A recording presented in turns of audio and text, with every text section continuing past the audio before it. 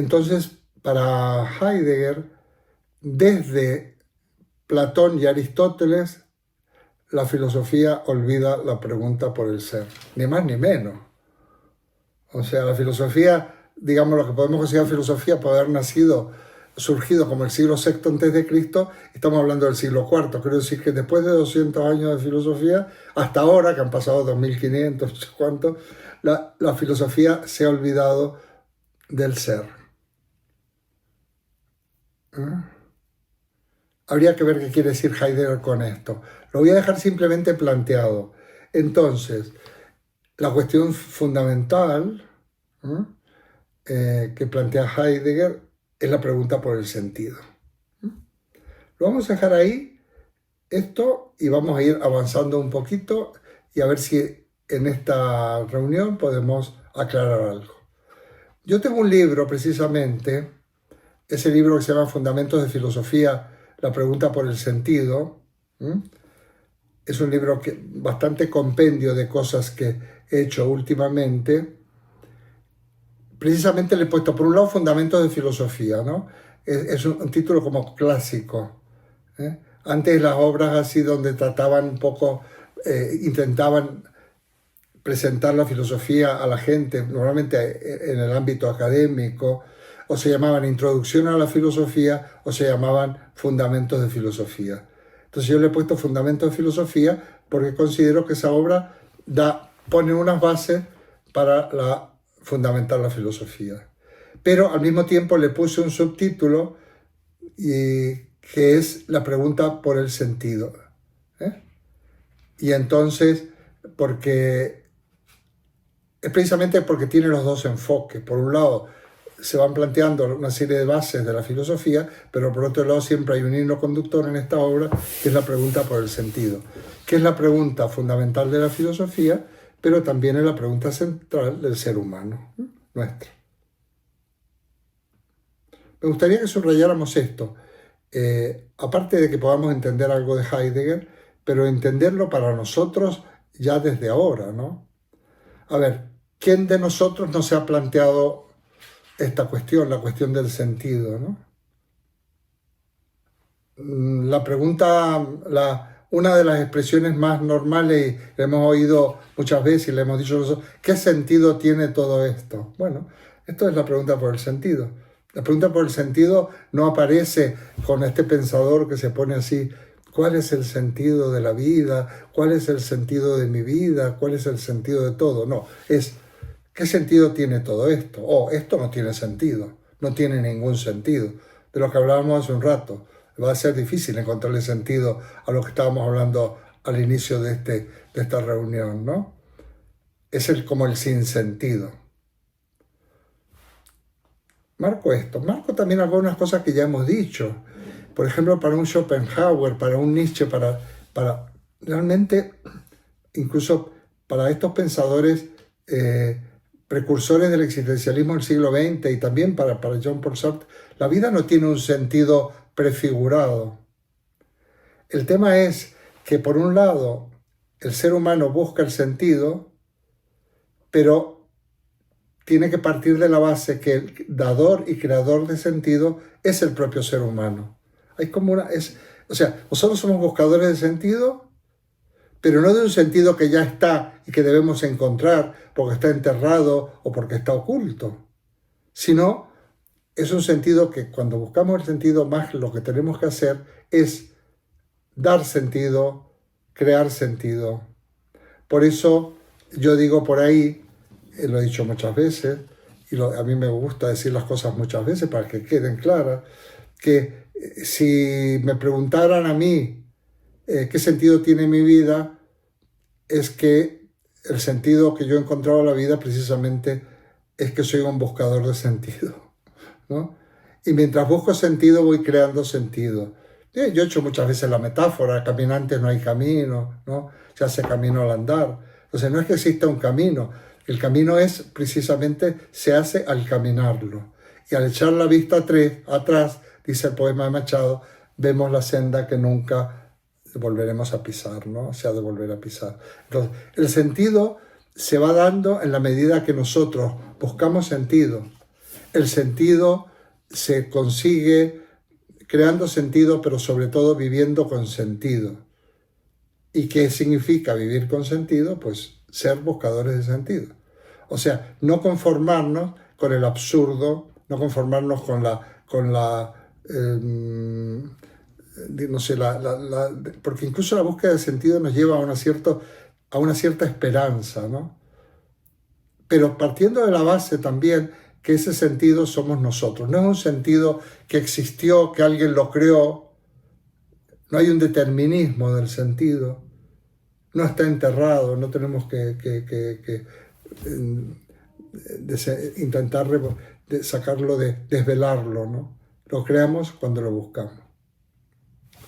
En cualquier caso, recordad, o por lo menos apuntad, que cuando hagamos una pincelada sobre el tema de la verdad en Heidegger, para él la verdad es desocultamiento.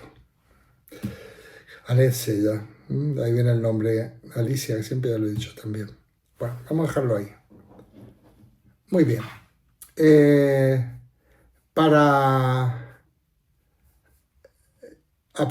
esta obra se dedica a analizar cómo se manifiesta el ser a través del ser humano, al que le denomina Dasein. Todo junto, Dasein. A ver, ser sein, en alemán sein, es una S un poco sibilant, sein. Dasein acuña este término para referirse al ser humano, que se ha traducido en castellano, en español, como ser ahí. Bueno, esto es lo que significaría de alguna manera literalmente. Con este término, Heidegger se refiere al ser humano entendido como el único ente que se interroga por el ser. El único ente, el único ser y ente son sinónimos muchas veces. Se puede hacer la distinción entre ser y ente, siendo el ser aquello que se busca y el ente todos los seres, ¿eh? Pero no vamos a entrar en la filosofía clásica, donde eso está muy claro, que algunos de los que están aquí ya lo han visto, ¿no? Entonces, es el único ente que se interroga por el ser, es el ser humano. O sea, los animales no se interrogan por el ser. Las plantas, las piedras, no se interrogan por el ser. ¿Eh? Muy bien. Algunos puntos claves en este análisis del Dasein son los siguientes. El Dasein, el ser humano, es ser en el mundo, dice Heidegger. Creo que lo tenéis en el esquema, sí. O sea, el Dasein está inseparablemente ligado a su entorno y vive en una relación de ser en el mundo. No es un sujeto aislado, sino un ente en constante interacción con su contexto. Esto es muy importante. Fijaos que es un elemento común en las filosofías de esta época y en el existencialismo, y esta cuestión se la trata muy bien gracias al método fenomenológico de Husserl. El ser ahí. ¿Qué es partimos de que el hombre es un ser en el mundo. Partimos del ser, de este ser concreto que es un ser en el mundo. No nos vamos a los orígenes ni al final. Partimos ahí y nos iremos abriendo en círculos concéntricos, como decíamos en la clase pasada. Ortega y Gasset, que al final no lo desarrollé, lo mencioné brevemente, pero que voy en la próxima, pero es que la próxima, este tema, bueno, a lo mejor si hacemos la otra sentada, la otra temporada, puedo partir de las consecuencias un poco del existencialismo. Decía el famoso yo soy yo y mis circunstancias. Nosotros no somos yo y mis circunstancias. ¿Qué es soy y mis circunstancias? Pues abarca más o menos lo que dice Heidegger como ser en el mundo. Sabemos muy bien que las cosas no se explican solo se explica en el ser humano yo y mis circunstancias, yo en el mundo. Yo estoy en un entramado a partir del cual nosotros podemos buscar sentido y encontrar sentido. Fijaos, Enrique Dussel, que tampoco traté, pero que me quedaría para tratar en la primera clase de la temporada nueva, recupera una expresión de Heidegger, basándose en Heidegger, de la noción de horizonte de comprensión. Entonces, no hay solo una interpretación del mundo. Depende de desde donde se hace la interpretación, son los resultados de ese trabajo de búsqueda. ¿Mm? Pues como, por ejemplo, la perspectiva del mundo desde América Latina, él lo diría claramente, no es la misma que desde Europa.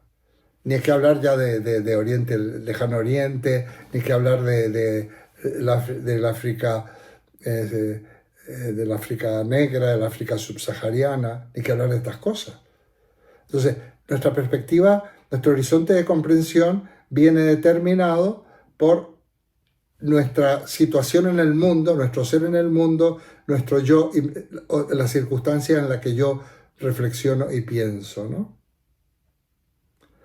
Yo en algún escrito mío, sí, muy brevemente, hago una diferencia, no sé si en un escrito o en una entrevista, algunas entrevistas las pongo en los libros, entre Dussel y yo.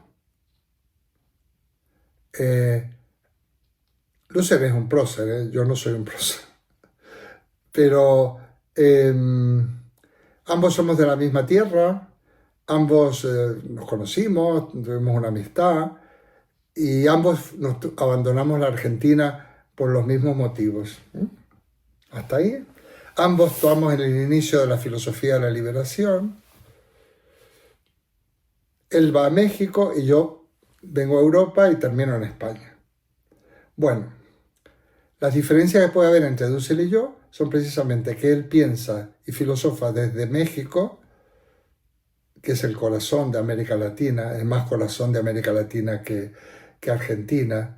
Yo creo que México es el corazón. También Colombia, también, pero México. México es un poco lo latinoamericano en estado puro. Argentina es más mestizo en esto, ¿no?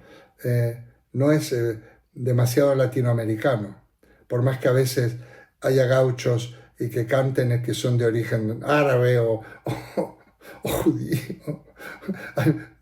Basta que te dejes barba y te pongas un poncho, parece que eres un gaucho. Pero realmente es México. Bueno. Y por supuesto, mi visión del mundo desde Europa es diferente. Por supuesto tenemos unas bases comunes. Por ejemplo, los que estamos aquí tenemos una gran base común, porque aparte de América Latina y España que América Latina tiene unos lazos enormes, en la lengua fundamentalmente, y todos estos países, para bien o para mal, más bien para bien creo yo, su origen está en España, en la confluencia de España y lo autóctono, ¿no? Guste o no guste. Bueno, ahí Dussel y yo teníamos visiones un poco diferentes, ¿sí? En cuanto al tema de las relaciones con vamos a llamarle, con las potencias colonizadoras. Yo no es que valide esa... Bueno, habría mucho que hablar. Tengo un librito escrito sobre eso. Entonces, bueno, y precisamente este diálogo intercontinental con personas, yo pongo en la edición de que hay personas de tales y tales países, pues pude producir un resultado muy interesante por cómo nos podemos aportar mutuamente, ¿no? Coincidimos en los mismos elementos, con Enrique Dussel, por supuesto. En cuanto a la filosofía es liberación, para mí también. Pero, por ejemplo, bueno, esto es lo que quiero decir con esta cuestión de ser en el mundo. No voy a avanzar más porque la temporalidad, ser y tiempo, precisamente una obra que habla de la relación que existe entre el ser y el tiempo. La existencia entre el Dasein, la existencia del Dasein es esencialmente temporal, dice Heidegger. Su comprensión del ser está anclada en su relación con el pasado, el presente y el futuro, porque es una concepción dinámica del ser. El Dasein, o sea, el ser humano, está totalmente en el mundo, pero en el mundo de modo dinámico, temporal. Yo sé que no es tan fácil, pero por lo menos que entendáis los titulares y el esquema, porque ya volveremos sobre estas cosas. Otro de los temas que están planteados aquí, que tienen que ver con el Dasein, es el tema de la autenticidad e inautenticidad. Ya lo hemos visto en Sartre, cuando hablábamos de la autenticidad y de la mala fe. El Dasein puede vivir de manera auténtica asumiendo su libertad y su finitud, dice Heidegger. La asunción de la libertad, que somos seres libres, eso es lo que nos va a traer también, igual que a Sartre, la angustia existencial. La libertad. La libertad nos genera una gran responsabilidad. Y es importante que tengamos en cuenta esto.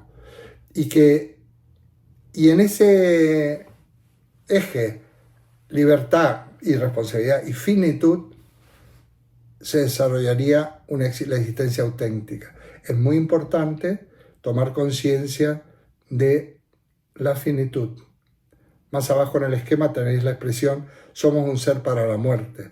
Hay que ver qué significa esto. Esto no es nada, digamos, terrible, pero es muy importante asumir que somos un ser para la muerte.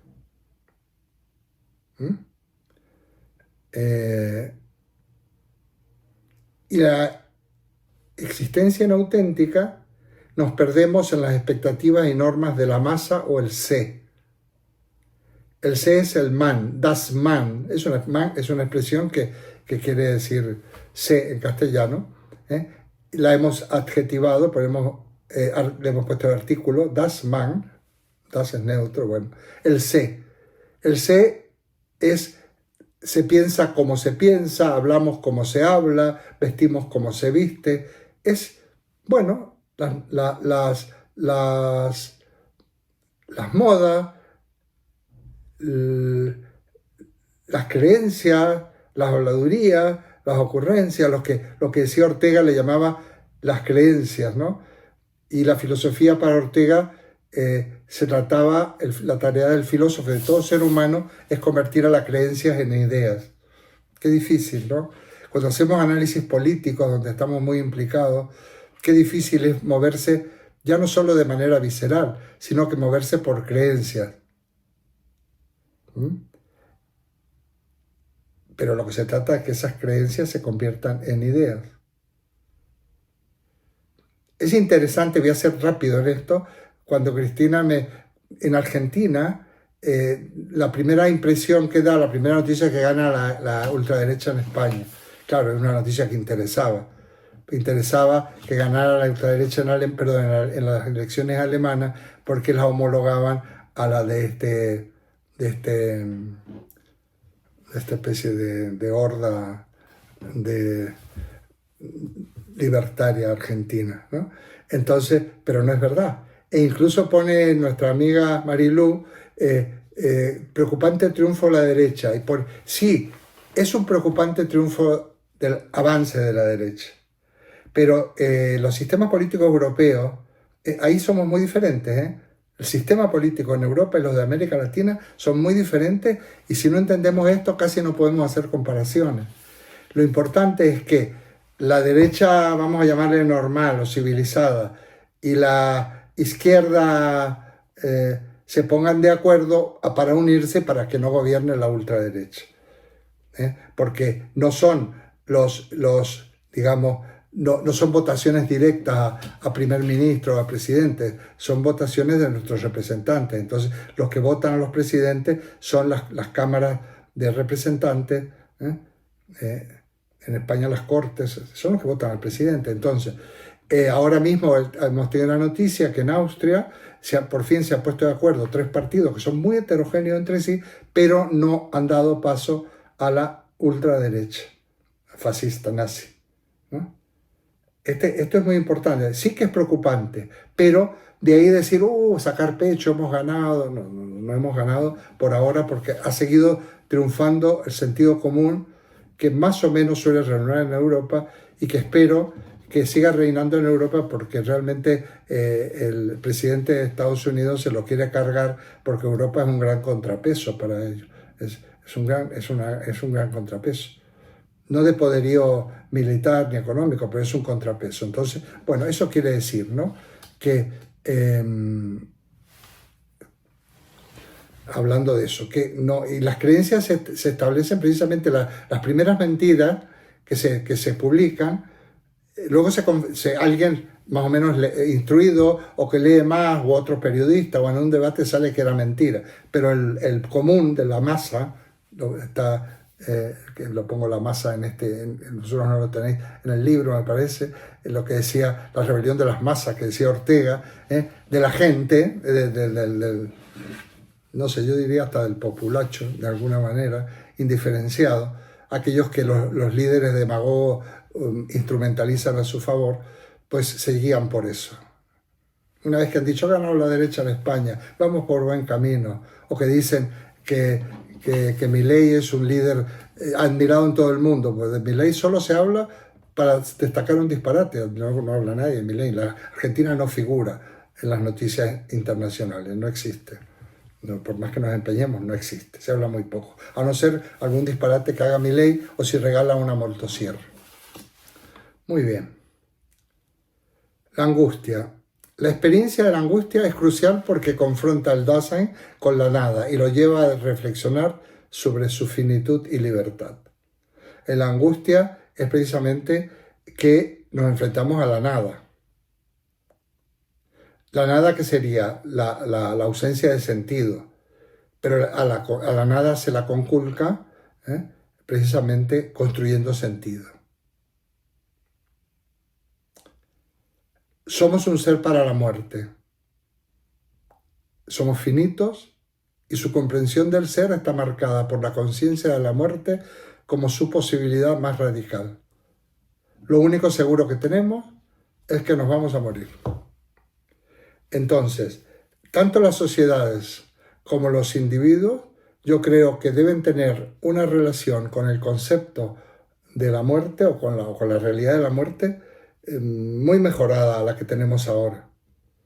En estos días ha habido un ejemplo para mí importantísimo. Está viendo un ejemplo que es el de Papa Francisco, que se puede morir en cualquier momento, pero yo pensaba, qué muerte más buena. Está haciendo broma, está bien tratado, a lo mejor lo que tiene en un momento dado se agrava, se produce un fallo multisistémico y se muere. Estará por otra parte bien atendido, bien tratado, bien sedado, pero está haciendo broma hasta último momento, porque él tiene clarísimo que no le queda mucho, ya no solo por la enfermedad que tiene, sino por la edad que tiene.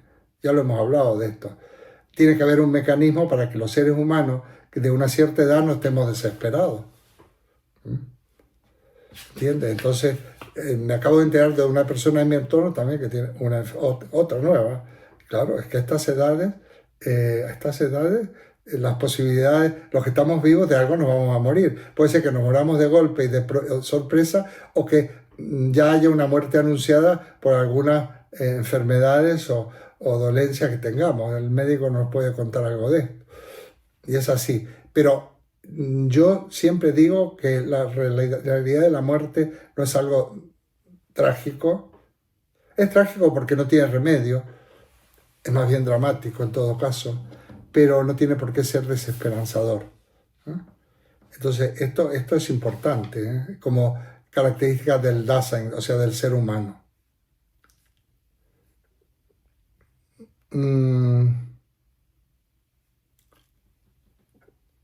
A ver, hay una cuestión muy importante, hay un punto que se llama el olvido del ser, así empezamos.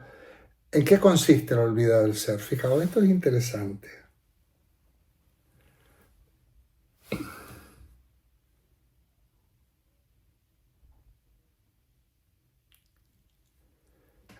A ver si podemos... Según Heidegger se ha interpretado en la historia de la filosofía occidental, se ha interpretado al ser de manera reductiva, tratándolo como una presencia o entidad, como si el ser fuera algo. A ver, siempre se ha dicho, se ha hablado de ser o seres. En la época medieval, que era una época, digamos, teocéntrica, el ser por antonomasia con mayúscula era Dios y los seres o los entes éramos las criaturas, ¿no? Entonces había una distinción entre el ser máximo, ser con mayúscula, y los seres. Ser y ente son sinónimos tanto en latín como en griego.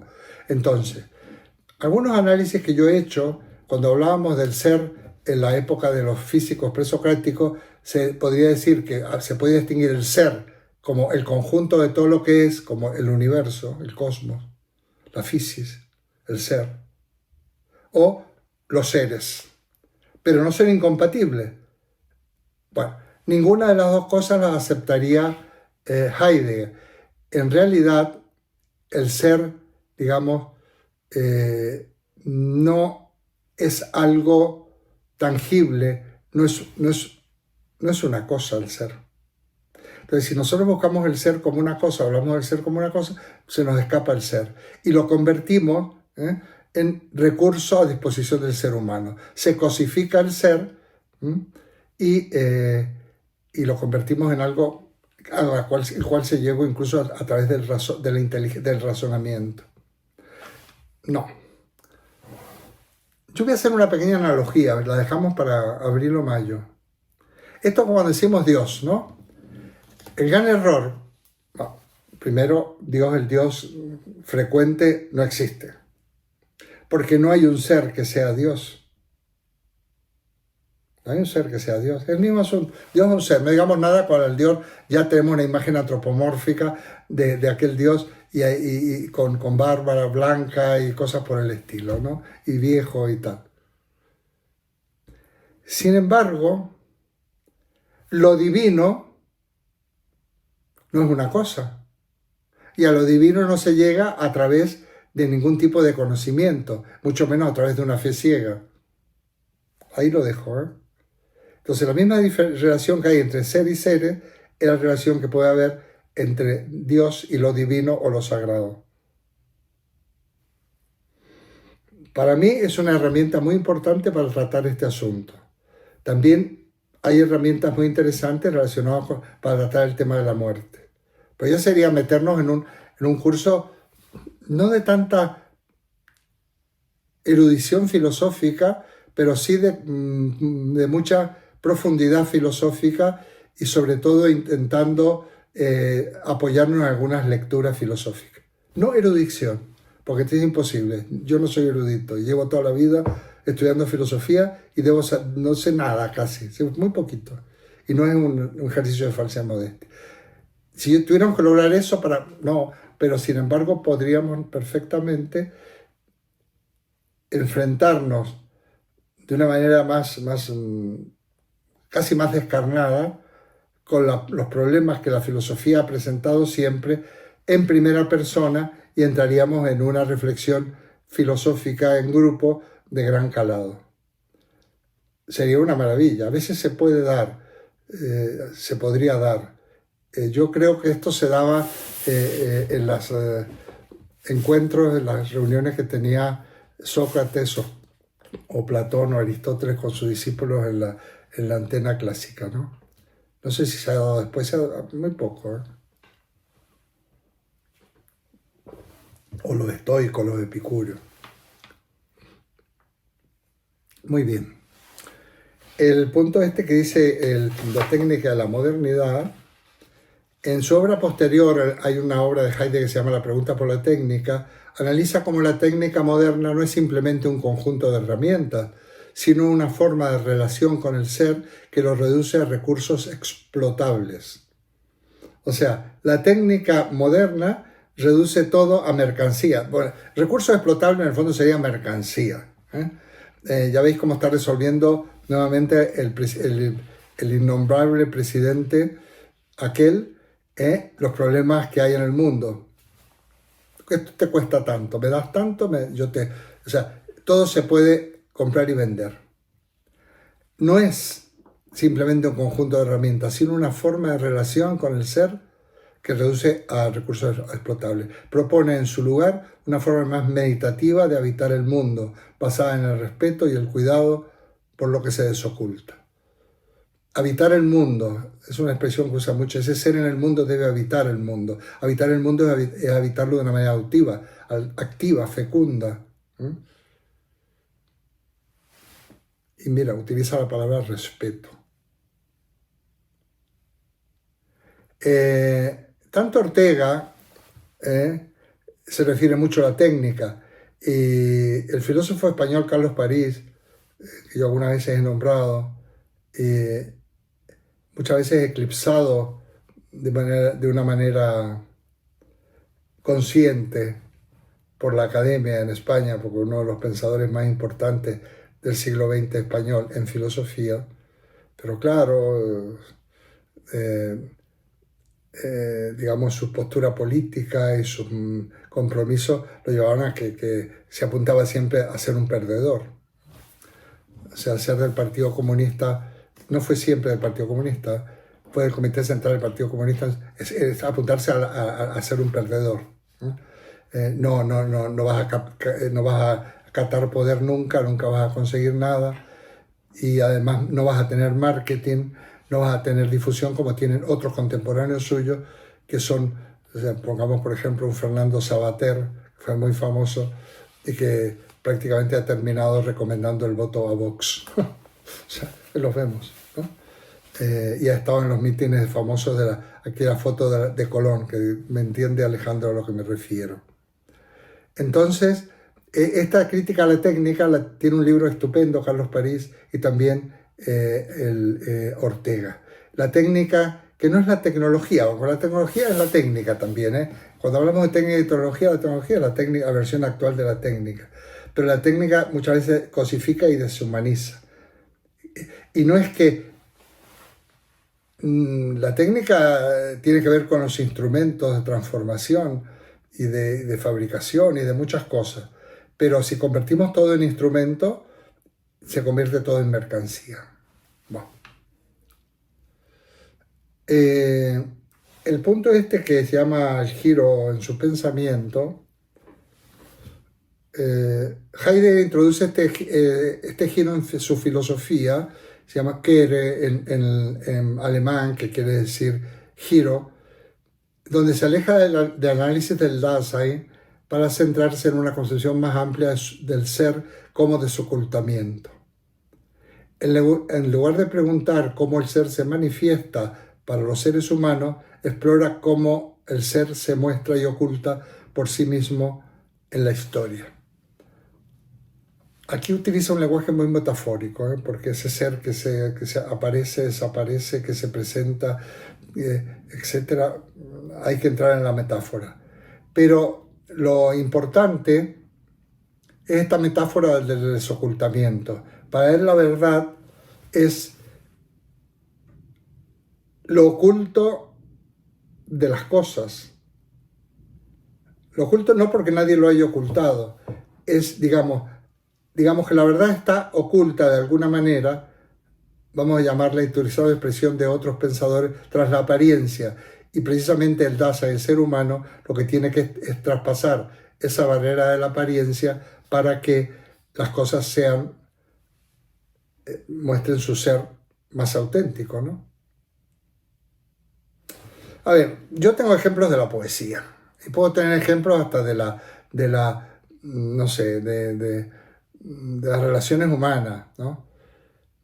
Yo siempre digo, por ejemplo, que al poeta, los poetas, es como si las cosas le hablaran y le revelaran cosas, algo que los demás mortales no llegan, no las ven.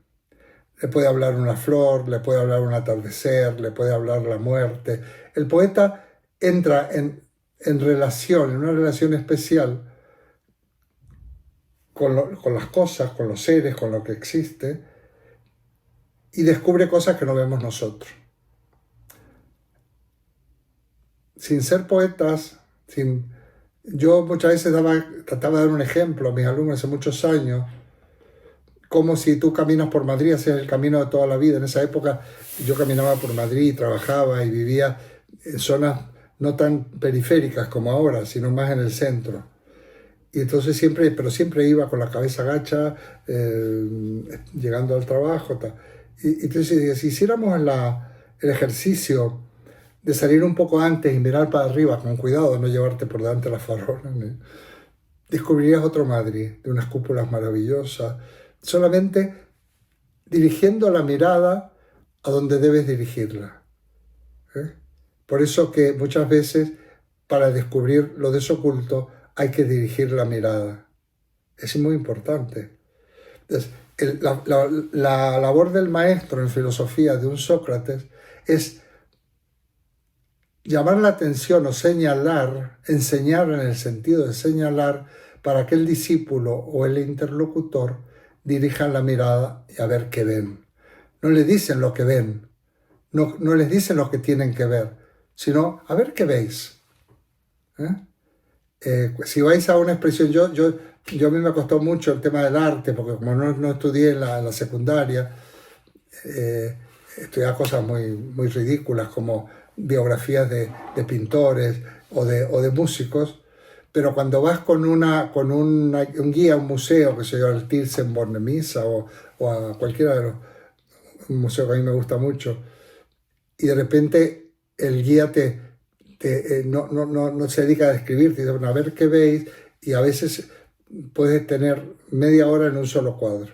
Bueno, hay visitas a algunos museos, visitas guiadas, que dicen, vamos a ver este y este 3 cuadros, y dura 2 horas. Y entonces vamos viendo. Es muy interesante la visión colectiva. Y entonces, esto es muy importante para el poeta. Escriba poemas o tengamos una visión poética de la vida, que por otra parte es muy recomendable. Saber dirigirla. Y en las personas pasa lo mismo.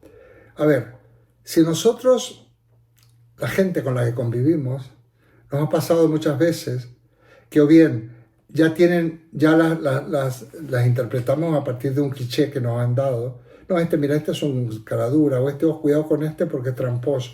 Y nos quedamos ahí. Entonces ya lo tratamos como tramposo, ya lo hemos condenado. O simplemente, aunque no tengamos prejuicios, nos cae mal.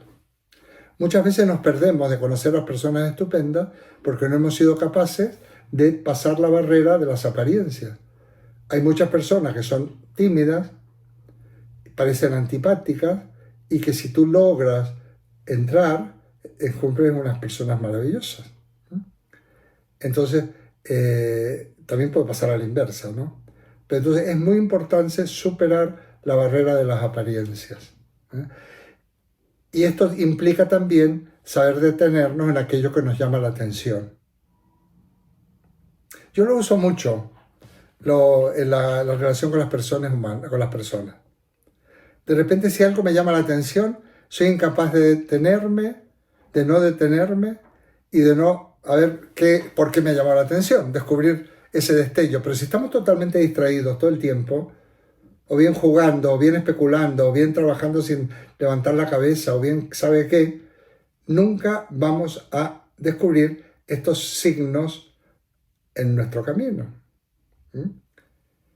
Hay en un poema que trae Heidegger, que ya, me parece que Alejandro ya estuvo en esa reunión, donde un poema de Herder que dice, un signo somos indescifrado. Es interesante poder descubrir el aspecto de signo de las otras personas, de las cosas, porque el buscador de sentido se guía con signos y se acostumbra a descubrirlos en el mare magnum de la confusión, aquellos que es un signo, algo que señala. Los signos siempre señalan. Una de las funciones del signo es señalar. Y es interesante decir, bueno, mira, voy a seguir el camino que esto señala.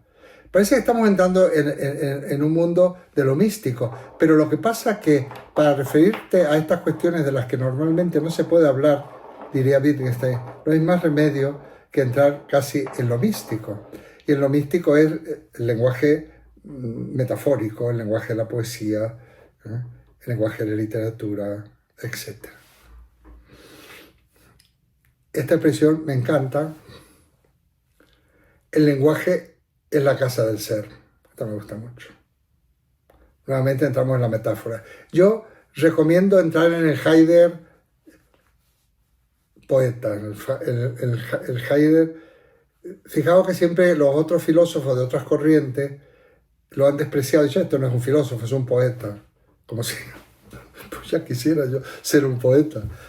En el sentido, es otra manera de aproximarse a lo que es, al ser, al sentido. No hay solo una manera. Y entonces, ¿cómo es? En Cartas sobre el humanismo, Heidegger va a plantear la cuestión, el lenguaje es la casa del ser, y destaca el papel del poeta y el pensador en guardar y expresar el ser. El hombre también se dice, otra expresión muy bonita es el pastor del ser.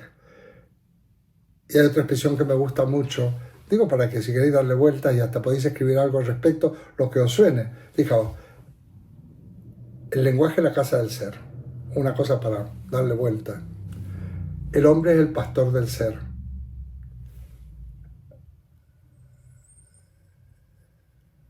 Hay que dejar ser al ser, dice Heidegger. El pastor cuida, pero no se apropia de aquello que cuida. Y precisamente, bueno, esta es una de las... En definitiva, fijaos cómo en esta filosofía tan antropológica, no voy a decir también antropocéntrica, pero antropocéntrica y antropológica, prácticamente es el hombre aquel que da sentido, aquel que desoculta, aquel que cuida. Y la importancia del lenguaje es fundamental. Si saliéramos de la filosofía, entráramos en la psicología, podríamos ver que hay una relación directa entre pensamiento y lenguaje. Se habla como se piensa y se piensa como se habla. Y es importante, como elemento secundario, adyacente, entrenarnos en el lenguaje. Pero no solo eso, Heidegger recomienda, también lo hacía Nietzsche, él parte de los griegos, que hay que hacer un análisis filológico. En nuestra filosofía de pensamiento occidental está casi todo en los términos. Por eso es tan importante, cuando se enseñaba en la escuela secundaria en España latín y griego, ya no se enseña y la gente no puede establecer analogías, ¿no? Y hay veces que hay cosas de lenguas modernas que la gente dice, pero no te suena. Claro, a mí me suena, yo no sé inglés, lo sabe muy bien Estela, pero es que hay muchas palabras que vienen del latín y vienen del griego y que están en todas las lenguas occidentales. Y entonces se pueden establecer interesantísimas analogías. Por ejemplo, si tú sabes un poco latín y griego, no tienes que traducirte ni el catalán, ni el gallego, ni el valenciano. El euskera es otra historia. No te lo tienen que traducir, porque es un castellano casi con unas pequeñas modificaciones, o al revés, castellano es un catalán con pequeñas modificaciones.